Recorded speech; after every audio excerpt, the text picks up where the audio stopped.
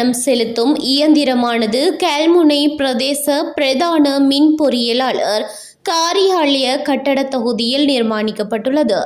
இது அண்மையில் கிழக்கு பிராந்தியத்திற்கு பொறுப்பான பிரதி பொது முகாமையாளர் பொறியியலாளர் WLSK விஜயதுங்கவினால் சம்பிரதாயபூர்வமாக திறந்து வைக்கப்பட்டது.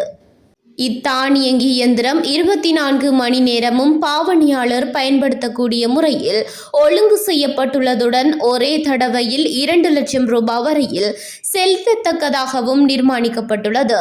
இந்த இயந்திரத்தில் ரூபாய் 20 தொடக்கம் ரூபாய் 5000 வரையுள்ள நாணயத்தாள்களை பயன்படுத்த முடியும் எனவும், புதிதாக புழக்கத்திற்கு விடப்பட்டுள்ள 2000 ரூபாய் நாணயத்தாள்களை தற்போது பயன்படுத்த முடியாதெனவும் தெரிவிக்கப்படுகின்றது.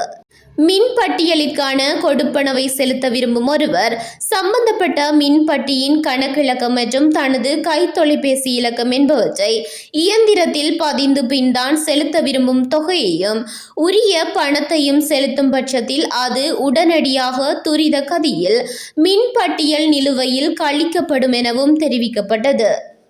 கிழக்கு பிராந்தியத்திலே திருகோணமலை பிராந்தியத்திற்கு அடுத்தபடியாக கல்முனை பிராந்திய மின் பாவனையாளர்களுக்கே இவ்வகை வசதி தற்போது செய்து கொடுக்கப்பட்டுள்ளது என்பது குறிப்பிடத்தக்கதாகும்.